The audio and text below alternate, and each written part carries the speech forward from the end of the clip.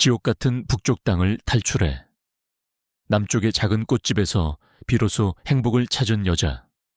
김서아, 그녀의 뱃속에는 사랑하는 남편과의 사이에서 잉태된 새로운 생명이 자라고 있었다. 하지만 거대 기업의 추악한 탐욕이 그녀의 작고 소중한 행복을 무참히 짓밟는다.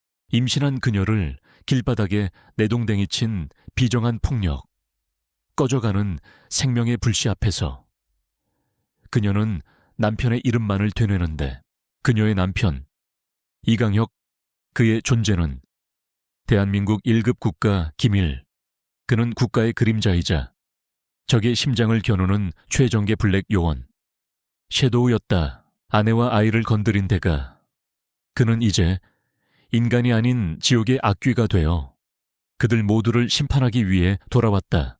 과연 그의 무자비한 복수는 정의가 될 수 있을까? 서울의 한적한 변두리 골목, 세봄 화원이라는 작은 간판 아래 김서아는 조심스러운 손길로 갓 피어난 작약에 잎을 닦아주고 있었다. 그녀의 얼굴에는 곧 태어날 아기에 대한 기대감과 마침내 찾은 평화로운 삶에 대한 감사가 뒤섞인 따스한 미소가 걸려 있었다.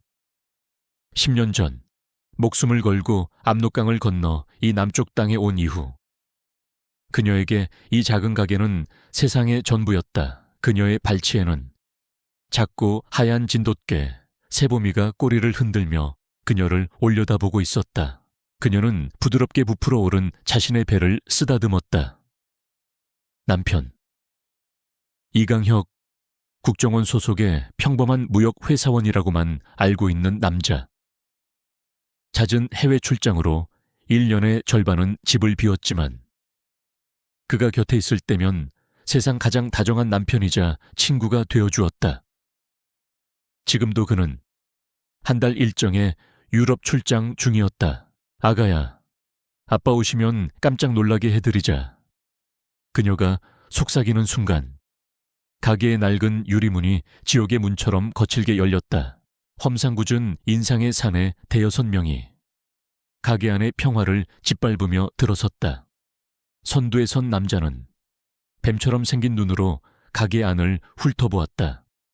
그는 최규석 이사가 보낸 철거 용역 깡패들의 우두머리였다. 여기가 그 탈북자 년이 하는 가게 맞나?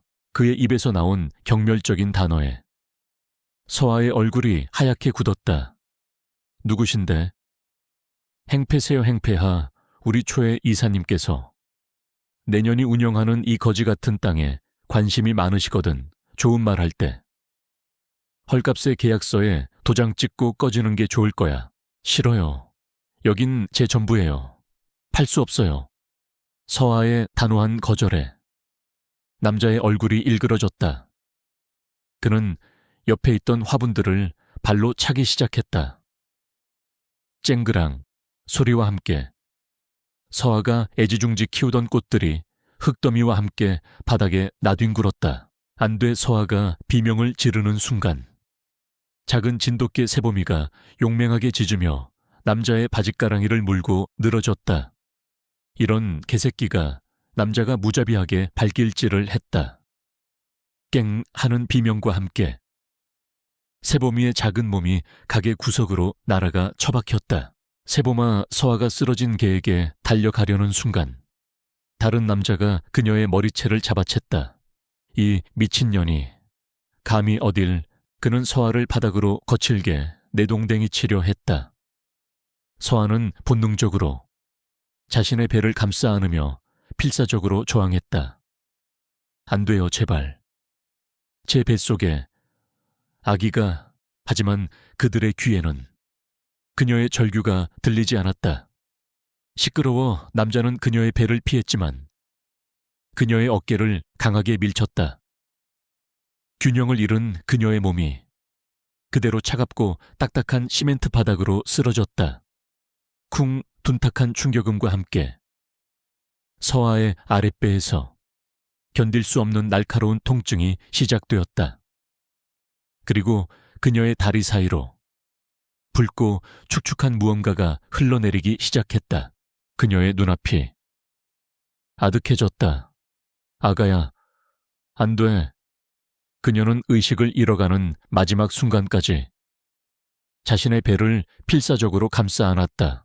같은 시각, 대한민국에서 수천 킬로미터 떨어진 중동의 어느 사막 한가운데 모래바람이 휘몰아치는 버려진 건물 옥상에서 한 남자가 저격총의 스코프를 들여다보고 있었다. 그의 이름은 이강혁, 국정원 해외공작팀 소속의 비밀 요원이자 존재 자체가 1급 기밀인 최정예 블랙 옵스팀 팬텀의 팀장, 그의 코드네임은 섀도우였다. 그의 임무는 테러 단체의 수뇌부를 제거하는 것이었다.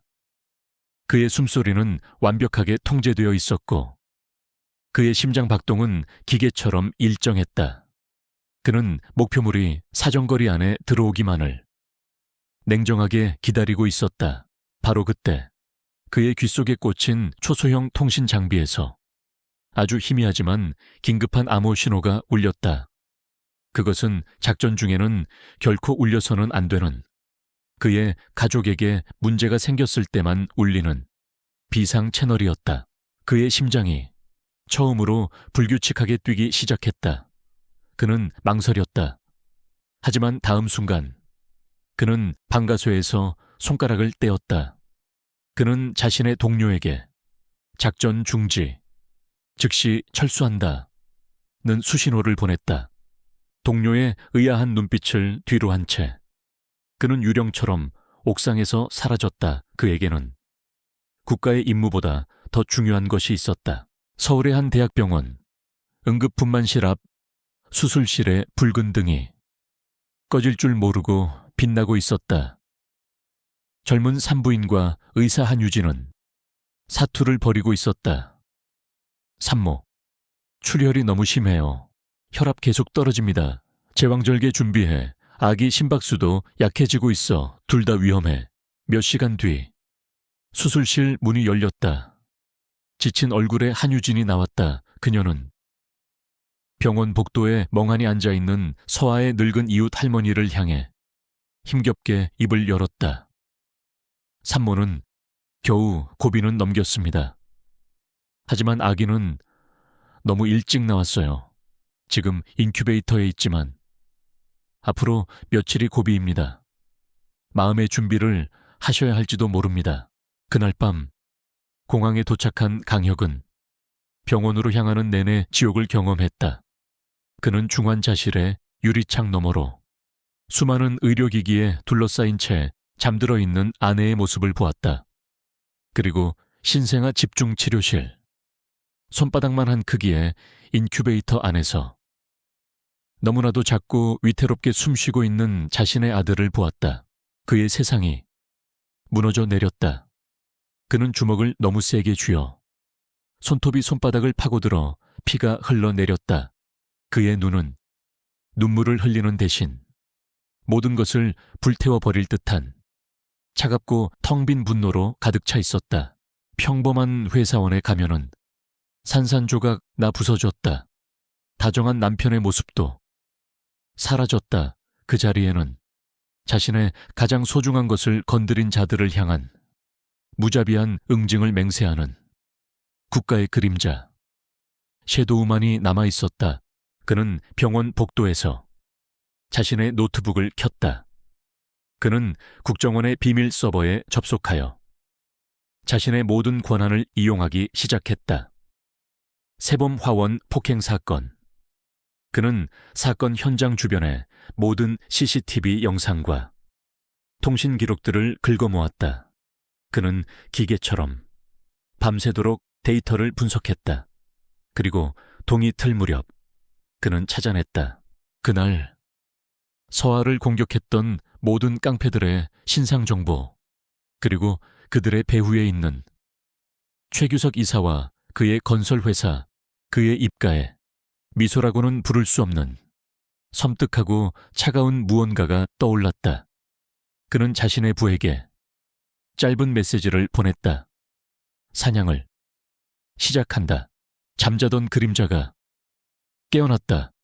그리고 그 그림자가 몰고 올 피의 폭풍은 이제 막 시작되고 있었다. 중환자실의 하얀 벽은 죽음의 색처럼 차가웠다.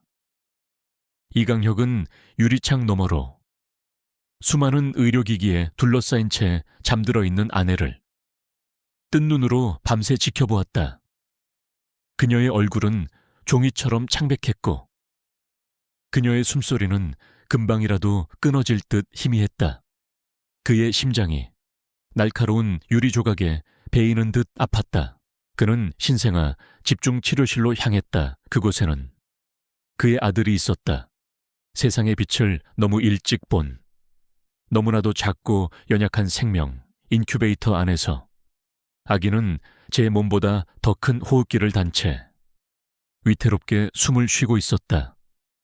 그는 차가운 유리벽에 조심스럽게 손을 가져다 댔다. 아들의 온기를 느낄 수 없었다. 그의 등 뒤로 젊은 의사 한유진이 다가왔다. 산모는 아직 의식을 찾지 못하고 있습니다. 하지만 다행히 가장 위험한 고비는 넘겼습니다. 아기는 솔직히 말씀드리면 아직 장담할 수 없습니다. 앞으로 며칠이 아이의 평생을 결정하게 될 겁니다. 그녀의 조심스러운 위로에 강혁은 아무런 대답도 하지 않았다. 그의 눈은 오직 인큐베이터 안에 작은 생명에 고정되어 있었다.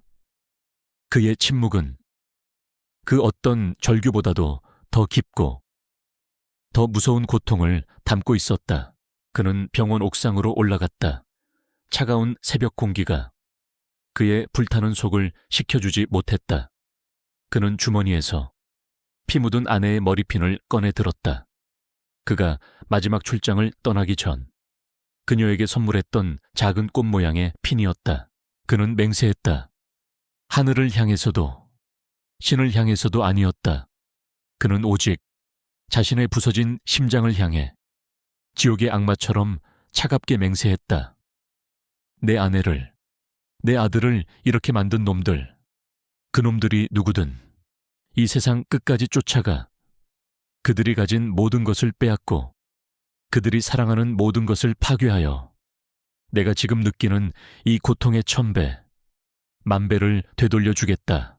그의 눈에서 인간적인 모든 감정이 사라졌다. 그 자리에는 오직 목표를 향해 움직이는 차갑고 정교한 살인 병기 섀도우만이 남아있었다. 그는 병원 근처에 임시작전 지휘본부를 차렸다. 국정원의 공식적인 지원을 받을 수는 없었다.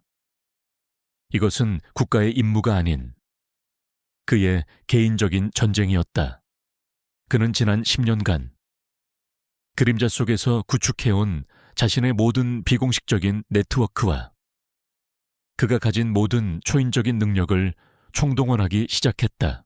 그의 첫 번째 목표는 그날 가게에 있었던 모든 깡패들의 신원을 파악하는 것이었다. 그는 세범 화원 주변의 모든 공공 CCTV와 가게들의 사설 CCTV 영상들을 해킹하여 긁어모았다. 영상의 화질은 조악했지만 그의 눈은 평범한 인간의 눈이 아니었다. 그는 영상을 수백 번 돌려보며 그들의 희미한 얼굴과 그들이 타고 온 차량의 번호판 그리고 그들의 옷에 묻은 아주 작은 문신 자국 하나까지 모두 데이터화했다. 그는 국정원의 안면 인식 시스템에 그들의 얼굴 데이터를 입력했다. 몇 시간 뒤 결과가 나왔다. 그들은 흑곰파라는 신흥폭력 조직의 말단 조직원들이었다. 대부분 전과 기록이 있는 도시의 쓰레기들이었다. 그는 이제 그 쓰레기들을 치울 시간이라고 생각했다.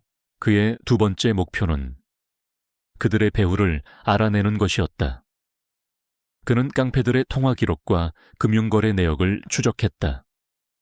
그리고 하나의 이름을 발견했다. 최규석 이사, 그가 바로 흑곰팩에 돈을 대주고 이번 철거 용역을 지시한 자였다. 그는 대명건설이라는 중견건설사의 이사였다. 강혁은 이제 자신의 사냥감이 누구인지 정확히 알게 되었다. 그는 자신의 서재, 책장 뒤에 숨겨진 비밀 무기고의 문을 열었다. 그 안에는 소음기가 달린 권총에서부터 최첨단 도청 장비, 그리고 위조 신분증까지 한 명의 인간이 하나의 군대와 맞서 싸울 수 있는 모든 것들이 잠들어 있었다. 그는 다시 전쟁터로 돌아왔다. 하지만 이번 전쟁터에는 규칙도 명예도 자비도 없을 것이었다. 며칠 뒤 서한은 기적적으로 의식을 되찾았다. 그녀는 눈을 뜨자마자 아들의 안부부터 물었다. 강혁은 그녀의 손을 잡고 괜찮다고, 우리 아들은 강한 아이라고 거짓말을 했다. 그는 자신의 아내가 더 이상 충격을 받게 하고 싶지 않았다. 그는 밤에는 아내와 아들의 곁을 지키는 다정한 남편이자 아버지가 되었고, 낮에는 도시의 그림자 속을 움직이는 무자비한 사냥꾼이 되었다. 그의 이중 생활은 그렇게 시작되었다. 그는 아내의 병실을 지키는 한유진 의사에게 아내와 아들의 24시간 밀착 경호를 부탁했다. 그는 그녀에게 자신의 진짜 신분을 밝히지는 않았지만 그의 눈빛과 말투에서 그녀는 그가 평범한 사람이 아니라는 것을 직감했다. 그녀는 그의 부탁을 기꺼이 받아들였다. 이제 그의 복수가 시작될 차례였다. 그는 깡패들의 신상 정보를 그들이 가장 두려워하는 경쟁 조직에게 선물이라며 익명으로 흘렸다. 며칠 뒤 서울의 밤거리에서는 조직들 간의 피비린내 나는 전쟁이 시작되었다. 그날 서아를 공격했던 깡패들은 하나씩 의문의 사고를 당하거나 경쟁 조직의 칼에 맞아 쓰러져 갔다. 경찰은 단순한 조폭들의 세력 다툼으로 사건을 종결했다. 아무도 그 모든 것의 배후에 보이지 않는 그림자 하나가 있다는 사실을 알지 못했다. 강혁의 복수는 이제 마지막 한 사람, 최규석 이사를 향하고 있었다. 그는 최규석의 모든 것을 파헤쳤다. 그의 약점, 그의 비밀, 그리고 그가 가장 두려워하는 것까지. 그는 최규석이 심장병을 앓고 있는 어린 딸을 미국에서 치료받게 하고 있다는 사실을 알아냈다. 그리고 그 딸이 며칠 뒤 한국으로 잠시 돌아온다는 사실까지. 그의 입가에 얼음처럼 차가운 미소가 떠올랐다. 그는 최규석에게 그가 서에게 주었던 것과 똑같은 절망을 선물하기로 마음먹었다. 그의 복수는 이제 막 클라이맥스를 향해 달려가고 있었다. 이강혁의 사냥은 차갑고 정교하며 무자비했다. 그는 먹잇감을 한 번에 죽이지 않았다. 대신 그들이 가진 모든 것을, 그들이 의지하는 모든 희망을 하나씩 체계적으로 파괴했다. 그의 첫 번째 목표는 아내의 어깨를 밀치고 세보미를 걷어찼던 깡패였다. 강혁은 그에게 소중한 여동생이 있다는 사실을 알아냈다. 그는 깡패의 모든 범죄 행각과 그가 여동생의 학비를 도박으로 탕진했다는 증거를 익명으로 여동생에게 보냈다. 유일한 가족이었던 여동생은 오빠를 향한 모든 믿음을 버리고 그를 떠났다. 그리고 바로 그날 밤 강혁은 경찰에 익명의 제보를 했다. 깡패는 불법 도박 현장에서 체포되었다. 가족을 잃고 자유를 잃었다. 두 번째, 세 번째 깡패도 마찬가지였다. 강혁은 그들의 가장 약한 고리를 귀신처럼 찾아내어 파괴했다. 차를 목숨처럼 아끼는 놈에게는 의문의 사고로 차를 폐차 직전으로 만들었다. 늙은 어머니의 병원비를 대고 있던 놈에게는 그의 모든 불법 수입원을 차단하여 어머니를 병원에서 내쫓기게 만들었다. 흑곰파 조직원들 사이에서는 귀신이 나타났다는 흉흉한 소문이 돌기 시작했다. 그들은 서로를 의심하고 두려움에 떨었다. 강혁은 그들의 공포를 이용하여 그들 스스로가 서로를 물어뜯고 자멸하게 만들었다. 이 모든 것을 최규석 이사는 보고받고 있었다. 그는 분노했다. 감히 정체 모를 놈이 자신의 개들을 사냥하고 있었다. 그는 자신의 모든 정보망을 동원하여 그 배후를 찾으려 했지만 상대는 유령처럼 어떠한 흔적도 남기지 않았다. 최규석은 난생 처음으로 보이지 않는 적에 대한 공포를 느끼기 시작했다. 한편 병원에서는 한유진 의사가 깨어난 김소아를 돌보고 있었다. 아기는 여전히 인큐베이터 안에서 위태로운 생명의 끈을 붙잡고 있었다. 서아는 아무것도 모른 채 유럽 출장을 간 남편이 이 모든 사실을 알면 얼마나 상심할까 걱정하고 있었다. 유진은 밤늦게 병원을 찾는 강혁의 모습을 매일같이 지켜보았다. 남편이 출장 중이라고 믿는 아내, 그리고 그 아내를 지독한 슬픔과 분노가 뒤섞인 눈으로 매일같이 찾아오는 남자. 그녀는 직감했다. 지금 도시의 뒷골목을 피로 물들이고 있는 그 소문 속의 귀신이 바로 눈앞에 이 남자일지도 모른다는 것을. 어느 날 밤 그녀는 병원 복도에서 그를 마주했다. 강혁 씨, 지금 밖에서 벌어지고 있는 일들 혹시 당신과 관련 있는 건가요? 그녀의 눈에는 그를 향한 두려움과 그가 파멸의 길로 걸어 들어갈까봐 걱정하는 연민이 뒤섞여 있었다.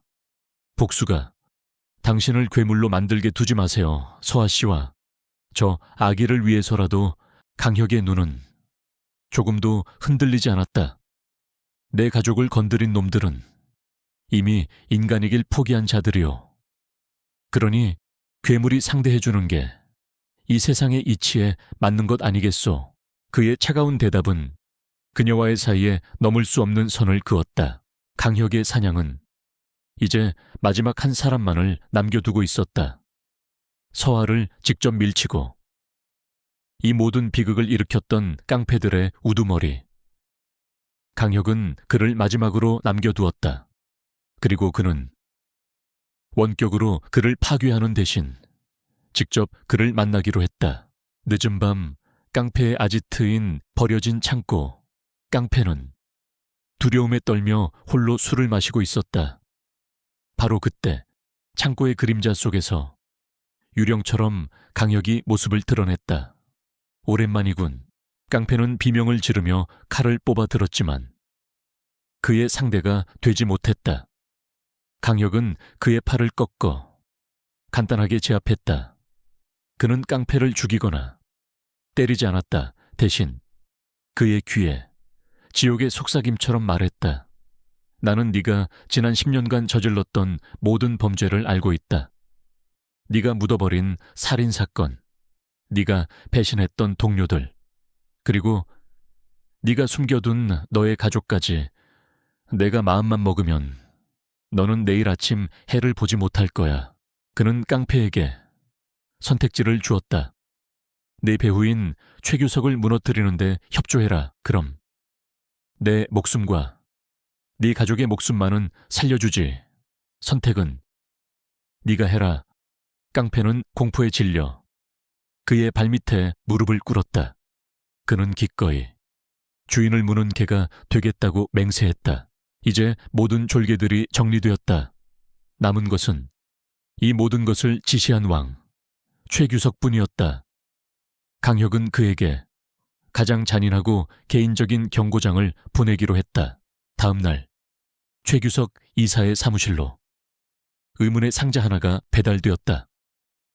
그 안에는 갓난아기가 신는 작고 하얀 신발 한 짝이 들어있었다. 그것은 최규석이 자신의 어린 아들에게 사주었던 것과 똑같은 모델이었다. 메시지는 없었다. 하지만 그 어떤 협박보다도 더 분명하고 끔찍한 메시지였다. 나는 네가 누구인지 안다. 나는 네가 한 짓을 안다. 그리고 이제 나는 네가 가장 아끼는 것까지 언제든 다가갈 수 있다. 네가 내 가족에게 그랬던 것처럼. 최규석의 오만한 얼굴이 처음으로 공포로 일그러졌다. 보이지 않던 사냥꾼이 마침내 그의 눈앞에 자신의 존재를 드러낸 것이다. 그날 밤 병원 강혁은 인큐베이터 안에서 아주 조금씩 하지만 분명하게 움직이기 시작하는 아들의 작은 손을 유리창 너머로 바라보고 있었다. 차가운 복수귀의 얼굴 뒤에 아들을 바라보는 아버지의 애틋하고 절박한 얼굴이 숨겨져 있었다. 그의 사냥은 끝났다. 이제부터는 왕과 왕의 전면전이었다. 최규석 이사는 자신의 사무실에 놓인 작은 아기 신발을 온몸의 피가 얼어붙는 듯한 기분으로 내려다보았다. 그것은 경고가 아니었다. 선전포고였다. 보이지 않는 적은 이제 자신의 가장 소중한 것을 다음 목표로 삼겠다고 소리 없이 선언하고 있었다. 공포는 이제 지독한 분노와 살의로 변했다. 찾아내 그는 자신의 가장 유능한 해결사이자 전직 정보사령부 출신인 남자에게 명령했다. 김서아, 그 탈북자년의 남편 이강혁, 그놈이 누구든 그놈의 뼛속까지 전부 파헤쳐서 내 앞에 대령해 살아있는 채로 그렇게. 괴물의 방역이 시작되었다. 한편 병원에서는 작은 기적이 일어나고 있었다. 인큐베이터 안에 작은 아기가 처음으로 제 스스로의 힘으로 숨을 쉬기 시작한 것이다. 아직 위태로웠지만 아이는 살아남기 위해 필사적으로 싸우고 있었다. 그 작은 생명력은 절망에 빠져 있던 김서에게 다시 살아갈 이유를 주었다. 강혁은 유리창 너머로 그 광경을 지켜보며 처음으로 희미한 안도감을 느꼈다. 하지만 그는 알고 있었다. 이것은 폭풍전야의 고요함일 뿐이라는 것을. 최규석은 결코 이대로 물러서지 않을 것이다. 그의 예상대로 최규석의 방역은 빠르고 교활했다. 그는 강혁의 뒤를 직접 쫓는 대신 그의 아내 김소아를 다시 공격하기 시작했다. 이번에는 물리적인 폭력이 아니었다. 더 잔인하고 더 파괴적인 사회적인 매장이었다. 최규석이 소유한 언론사들과 그가 돈으로 움직이는 인터넷 커뮤니티에서 김서에 대한 악의적인 소문들이 퍼져나가기 시작했다. 충격, 세범화원 여사장 김씨. 알고 보니 북한 보위부 출신 간첩 탈북자 사회의 분열을 조장하는 위험인물. 김서아의 실체, 기사들은 그녀가 북한에서 저지른 범죄 때문에 탈북한 것이며 지금도 북한의 지령을 받고 남한 사회를 혼란에 빠뜨리려 한다는 소설 같은 이야기들을 만들어냈다. 증거는 없었다. 하지만 탈북자라는 그녀의 신분은 그 자체로 대중의 의심과 혐오를 불러일으키기에 충분했다. 서아는 병실 침대에 누워 자신을 향해 쏟아지는 비난과 저주의 기사들을 보아야만 했다. 그녀를 동정하고 응원해 주었던 이웃들마저 이제 그녀를 의심의 눈초리로 바라보기 시작했다. 그녀는 다시 세상에 홀로 고립되었다. 이 모든 것을 한유진 의사는 안타까운 마음으로 지켜볼 수밖에 없었다. 그녀는 이 모든 것이 최규석 이사가 꾸민 비열한 지심을 직감했다. 그녀는 더 이상 방관자로 남아있을 수 없다고 결심했다. 그녀는 의사로서의 양심과 한 인간으로서의 정의감으로 자신만의 싸움을 시작하기로 했다. 그녀는 자신의 인맥을 총동원하여 최규석과 대명 건설의 과거를 파헤치기 시작했다. 그녀의 아버지는 존경받는 언론인이었다. 그녀는 아버지의 옛 동료였던 지금은 은퇴한 노기자에게 도움을 청했다. 며칠간의 끈질긴 추적 끝에 노기자는 그녀에게 충격적인 사실을 알려주었다. 최규석의 대명 건설이 10여 년 전 한마음 제약기라는 제약회사를 비밀리에 인수했다는 사실, 그리고 그 제약회사는 불법 임상시험 스캔들로 인해 폐업 처리되었는데 그 임상시험의 대상자들이 대부분 김서아와 같은 탈북자들이었다는 끔찍한 기록이었다. 유진은 자신의 심장이 차갑게 식는 것을 느꼈다. 최규석은 단순히 탐욕스러운 건설업자가 아니었다. 그는 돈을 위해서라면 사회의 가장 약한 자들의 목숨마저 아무렇지 않게 이용하는 괴물이었다. 그녀는 자신이 발견한 이 끔찍한 진실을 강혁에게 알려주어야 한다고 생각했다. 그날 밤 그녀는 병원 옥상에서 홀로 고뇌에 잠겨있는 그를 찾아갔다. 그녀는 그에게 자신이 알아낸 모든 것을 털어놓았다. 최규석은 당신이 생각하는 것보다 훨씬 더 위험한 인물이에요. 그는 괴물이에요. 강혁은 그녀의 이야기를 듣는 내내 아무런 표정 변화도 보이지 않았다. 하지만 그의 눈은 지옥의 불길처럼 이글거리고 있었다. 그는 이미 최규석의 과거에 대해 어느 정도 파악하고 있었다. 하지만 그가 탈북자들을 상대로 생체 실험까지 저질렀다는 사실은 그의 상상을 초월하는 악행이었다. 그는 유진을 바라보았다. 그녀의 눈에는 두려움과 함께 불의에 맞서 싸우려는 강한 의지가 담겨 있었다. 그는 처음으로 그녀를 자신의 싸움에 끌어들여도 될지도 모른다고 생각했다. 한 의사, 당신은 위험한 진실에 너무 가까이 다가왔소. 이제 당신도 최규석의 목표가 될 수 있소. 알아요. 하지만 전 의사예요. 제 눈앞에서 사람이 죽어가는 것을 보고만 있을 수는 없어요. 바로 그때 강혁의 휴대폰이 짧게 진동했다. 그의 부핵에서 온 긴급 암호 메시지였다. 타겟 최규석이 움직이기 시작했습니다. 그가 당신의 공식적인 신원 파일을 경찰 내부망을 통해 열람했습니다. 함정일 가능성이 높습니다. 최규석의 정보팀이 마침내 이강혁이라는 이름의 껍데기를 찾아낸 것이다. 최규석은 이제 자신이 상대하고 있는 자가 평범한 인물이 아닌 국가기관 소속의 인물일지도 모른다고 의심하기 시작했다.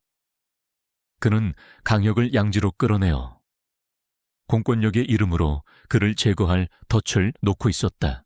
강혁은 유진을 바라보았다. 이제부터 진짜 전쟁이 시작될 거요. 당신도 이 전쟁에 휘말리게 될 거요. 지금이라도 빠져나가시오. 싫어요. 유진이 단호하게 대답했다.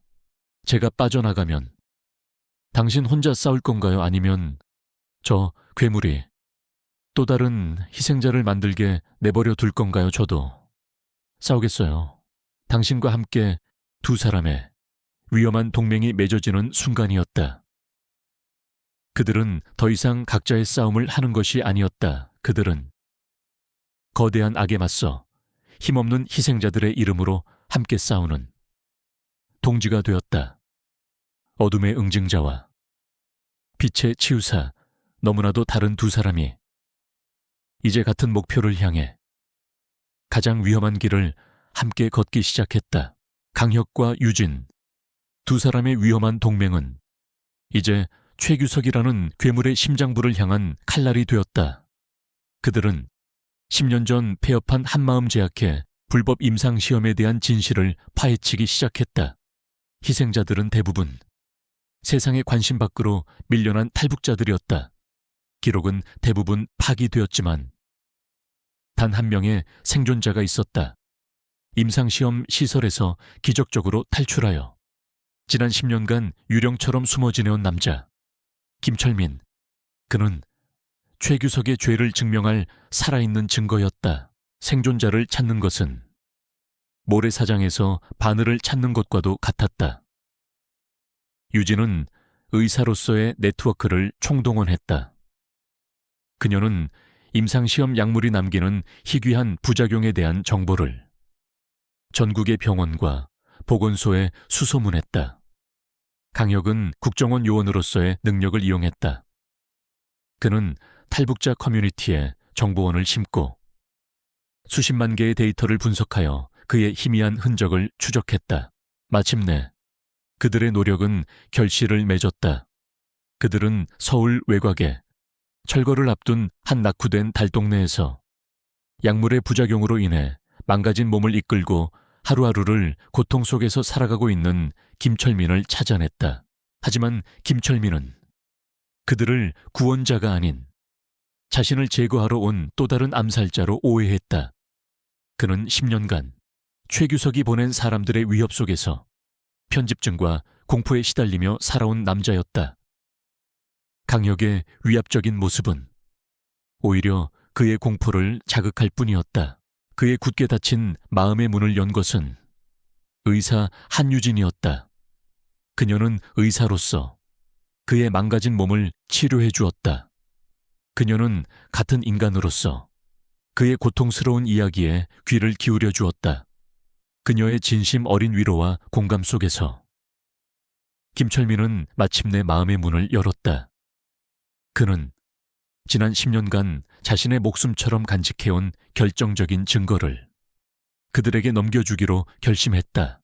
그것은 임상시험의 끔찍한 진실과 모든 것을 알고도 실험을 강행하라고 지시했던 최규석의 음성이 담긴 한 연구원의 양심 고백 녹음 파일이었다.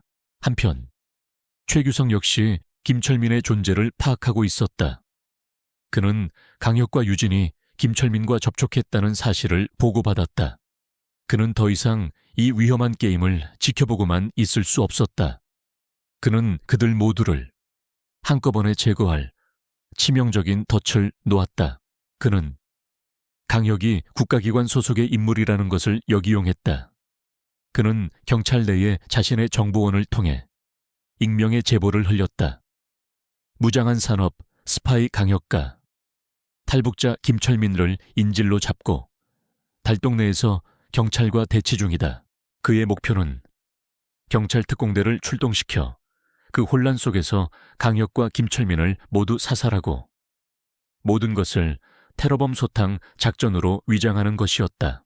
김철민이 유진에게 녹음 파일을 건네주려는 바로 그 순간 수십 대의 경찰차가 사이렌을 울리며 달동네 전체를 포위했다. 무장한 경찰 특공대 스와트 대원들이 지붕과 골목 곳곳에 배치되었다. 내부에 있는 용의자는 즉시 무기를 버리고 투항하라. 강혁은 함정에 빠졌다는 것을 깨달았다. 그는 자신을 포위한 경찰들을 뚫고 탈출할 수 있었다. 하지만 무고한 증인과 이제는 그의 동지가 된 한유진을 버리고 갈 수는 없었다. 만약 그가 이 자리에서 국정원 요원으로서의 신분을 밝힌다면 그것은 국가의 1급 기밀을 누설하는 행위이자 국정원 전체를 이 더러운 싸움에 끌어들이는 것이었다. 하지만 침묵한다면 그는 무장 인질범으로 사살될 것이고 모든 진실은 다시 어둠 속으로 묻힐 터였다. 그의 인생 최대의 딜레마.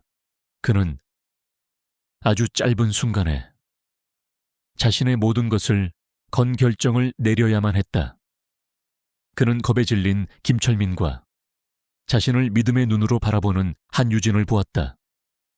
그는 그들을 희생시킬 수 없었다. 그는 제3위의 선택지를 만들어내기로 했다. 그는 창고 안에 있던 낡은 LPG 가스통을 이용해 옆에 빈 건물에서 거대한 폭발을 일으켰다. 쾅 하는 굉음과 함께 달동네 전체가 혼란에 휩싸였다. 유진 씨, 철민 씨를 데리고 내가 미리 확보해둔 지하 통로로 탈출하시오. 여긴 내가 맡겠소. 그는 두 사람을 탈출시키기 위해 스스로 미끼가 되는 길을 택했다. 그는 경찰 특공대의 주력 병력이 폭발 지점으로 향하는 사이 반대 방향으로 뛰기 시작했다. 수십 명의 특공대원들이 그를 향해 총을 겨누며 추격했다. 이 챕터는 비극적인 교차 장면으로 끝을 맺는다. 한쪽에서는 한유진이 김철민을 부축하고 결정적인 증거 파일을 품에 안은 채 어두운 지하 통로를 통해 필사적으로 탈출하고 있다.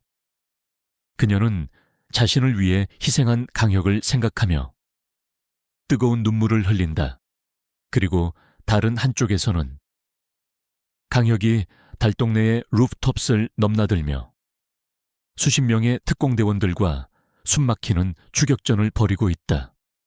그는 이제 국가가 버린 도망자이자 이름 없는 유령이었다.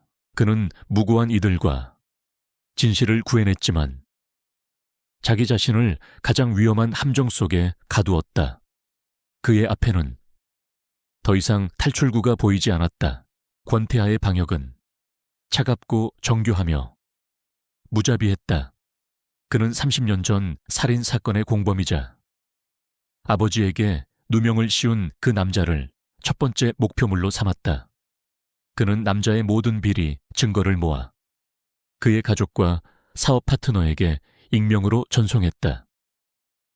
남자는 하루아침에 모든 것을 잃고 사회적으로 매장당했다. 두 번째 목표는 차민준 검사였다. 태하는 그가 불법 도박과 스폰서 추문에 연루되었다는 증거를 그와 가장 적대적인 관계에 있는 언론사와 검찰 내부의 경쟁자에게 동시에 흘렸다. 차민준은 검사복을 벗고 피의자 신분으로 전락했다. 그의 추락은 서진표 회장의 제국에 생긴 첫 번째 균열이었다. 서진표 회장은 분노했다. 그는 보이지 않는 적의 공격에 속수무책으로 당하고 있었다. 그는 자신의 모든 정보망을 동원하여 권태하라는 유령을 추적하기 시작했다. 태하와 은서는 이제 마지막 목표물을 향하고 있었다. 서진표 회장, 그리고 그가 30년간 숨겨왔던 살인사건의 진실, 그들은 권대호가 남긴 마지막 암호, 괴종시계의 비밀을 풀어야만 했다. 아버지는 시계 장인이셨어요. 태하가 말했다. 그는 증거를 시계 안에 숨기지 않으셨을 겁니다. 시계 자체가 증거이자 메시지였을 거예요. 두 사람은 30년 전 서진표가 살해했던 그 음향공학자의 마지막 행적을 추적하기 시작했다. 그리고 마침내 그가 죽기 직전 자신의 모든 연구 자료와 서진표와의 모든 대화가 담긴 녹음 파일을 스위스의 한 비밀 금고에 보관했다는 사실을 알아냈다. 그리고 그 금고의 유일한 열쇠는 바로 그가 권대회에게 수리를 맡겼던 세상에 단 하나뿐인 앤티크 괴종시계의 소리였다. 특정 시간에 특정 멜로디의 종소리가 울려야만 금고가 열리는 방식이었다. 3114번 창고에 있던 그 괴종시계는 그 자체로 거대한 금고의 열쇠였던 것이다. 하지만 시계는 30년 전의 충격으로 인해 망가져 있었다. 그들은 시계를 되찾고 수리해야만 했다. 태하는 자신이 가진 모든 능력을 동원하여 인천항 창고에서 사라진 그 괴종시계의 행방을 추적했다. 그리고 마침내 그 시계가 서진표 회장의 비밀 별장에 보관되어 있다는 사실을 알아냈다. 이제 마지막 작전이 시작될 차례였다. 그것은 괴물의 심장부로 직접 걸어 들어가는 자살 행위나 다름없는 임무였다. 은서는 그를 말렸다. 너무 위험해요. 당신 혼자서는 혼자가 아니오. 태하가 그녀의 손을 잡았다. 당신이 있으니까 그날 밤 태하는 유령처럼 서진표의 별장에 잠입했다. 그의 등 뒤에서는 은서가 외부에서 통신을 지원하고 해킹을 통해 보안 시스템을 교란시키고 있었다. 그는 수십 명의 경호원들을 피해 마침내 괴종시계가 보관된 비밀 서재에 도착했다. 바로 그 순간 서재의 문이 잠기고 사방에서 경호원들이 나타났다. 함정이었다. 서진표는 그가 시계를 노리고 올 것이라는 것을 이미 알고 있었다. 서재의 스크린에서 서진표 회장의 모습이 나타났다. 어서 와라. 권대호의 아들, 내 놈이 올 줄 알고 있었다. 30년 전 내 아비처럼 너도 여기서 끝을 맺게 될 거다. 사방에서 총구가 그를 겨누었다. 절체절명의 순간 태하는 자신의 마지막 카드를 꺼내 들었다. 그는 품속에서 작은 리모컨을 꺼내 눌렀다. 댕, 댕, 댕. 갑자기 별장 전체에 괴종시계의 맑고 장엄한 종소리가 울려 퍼지기 시작했다. 태하는 별장에 잠입하기 전 이미 시계의 소리를 원격으로 울릴 수 있도록 조작해 두었던 것이다. 그리고 그 종소리는 스위스 비밀 금고의 봉인을 해제하는 마지막 암호였다. 서진표의 얼굴이 하얗게 질려갔다. 내 놈이 대체 어떻게... 게임은 끝났다. 서진표. 태하의 차가운 목소리가 울려 퍼졌다.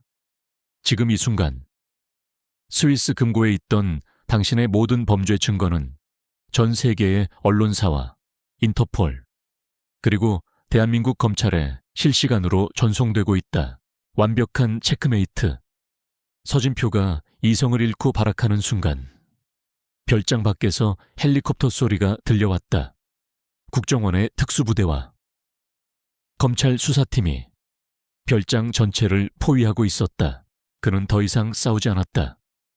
그는 괴종시계 앞에 서서 30년 만에 처음으로 아버지와 아들로서 서로를 마주했다. 그의 길고 길었던 고독했던 싸움이 마침내 끝나고 있었다. 서진표 회장의 비밀 별장.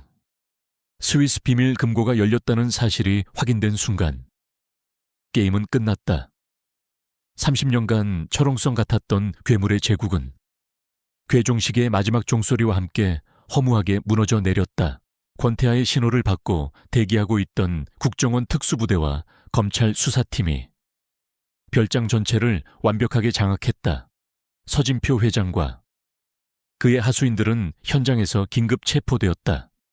저항은 없었다. 그들은 자신들의 왕이 무너지는 순간 싸울 의지조차 잃어버린 꼭두각시에 불과했다. 몇 주 후 대한민국은 SP그룹 게이트라는 이름의 거대한 태풍에 휩싸였다. 권태하가 확보한 비밀 장부와 30년 전의 살인사건 영상은 대한민국의 부패한 권력 지도를 통째로 뒤흔들었다. 수많은 정관계, 법조계 인사들이 줄줄이 소환되어 조사를 받았다. 재판은 신속하게 진행되었다. 서진표 회장은 살인교사, 국가보안법 위반 기술 유출, 뇌물 공여 등 그가 저지른 모든 죄에 대한 대가로 무기징역을 선고받았다. 그의 아들 차민준 검사를 비롯한 모든 공범자들 역시 법의 엄정한 심판을 받았다. 30년 만에 억울하게 죽어간 연구원의 영혼은 비로소 눈을 감을 수 있게 되었다. 재판이 끝나고 권대우는 아들과 함께 자신의 작은 시계점으로 돌아왔다. 가게는 엉망이었지만 두 사람은 아무 말 없이 함께 낡은 시계들을 닦고 부서진 부품들을 수리하기 시작했다. 수십 년간 서먹하고 멀게만 느껴졌던 부자 사이. 그들은 시계의 태엽을 감고 톱니바퀴를 맞추는 그 조용한 노동 속에서 비로소 서로의 상처를 보듬고 진정한 화해를 이루고 있었다. 미안했다. 태아야, 아비가 너에게 늘 떳떳하고 자랑스러운 아버지가 되어주지 못해서. 아닙니다. 아버지는 제게 그 어떤 누구보다도 위대한 것을 가르쳐 주셨습니다. 시간의 무게와 진실의 힘, 그리고 용서하는 법을요. 아들은 길고 길었던 방황을 끝내고 비로소 아버지의 시간 속으로 돌아왔다. 권태하는 국정원에 사표를 제출했다. 그는 더 이상 국가의 유령 하데스가 아닌 아버지의 시계점을 물려받을 평범한 아들 권태하로 살아가기로 결심했다. 이은서는 대한민국에서 가장 유명하고 존경받는 변호사가 되었다. 그녀는 대형 로펌들의 파격적인 제안을 모두 거절하고 여전히 자신의 작은 사무실에서 돈 없고 힘없는 사람들을 위해 싸우고 있었다. 어느 맑은 날, 태하는 은서의 사무실을 찾아왔다. 그의 손에는 그가 직접 수리하고 복원한 아름다운 회중시계 하나가 들려 있었다. 내 남은 모든 시간을 당신과 함께 맞추고 싶소. 그것은 그가 할 수 있는 가장 그다운 진솔한 고백이었다. 은서는 환하게 웃으며 그의 손을 잡았다. 권태아 씨의 변호인으로서 그 계약 기꺼이 받아들이죠. 계약 기간은 평생으로, 그들의 사랑은 치열했던 싸움의 끝에서 가장 단단하고 아름다운 결실을 맺었다. 1년 후 봄, 종로의 작은 골목. 권 씨 시계방이 다시 문을 열었다. 가게 안에는 명예롭게 출소하여 아들의 곁에서 시계를 수리하고 있는 권대호 노인의 평화로운 모습이 있었다. 그의 무릎 위에서는 늙은 고양이 태엽이가 고르릉거리며 잠들어 있었다. 가게 한쪽에서는 이제 그의 아내가 된 이은서가 법률 문제로 고민하는 동네 사람들에게 무료로 상담을 해주고 있었다. 그리고 권태하, 그는 돋보기를 쓴 채 손님들의 낡고 멈춰버린 시간을 정성스럽게 되살려주고 있었다. 그의 얼굴에는 더 이상 어둠의 요원의 서늘함이나 고독의 그림자는 없었다. 대신 사랑하는 가족과 이웃과 함께 자신의 시간을 온전히 살아가고 있는 한 남자의 따뜻하고 깊은 행복이 가득했다. 가게 안에 수십 개의 시계들이 제각기 다른 소리로, 하지만 조화롭게 똑딱거리고 있었다. 그것은 더 이상 과거의 아픔을 상기시키는 소리가 아니었다. 그것은 상처가 치유되고 정의가 바로 서고 그리고 사랑이 시작되는 평화로운 미래의 심장 소리였다.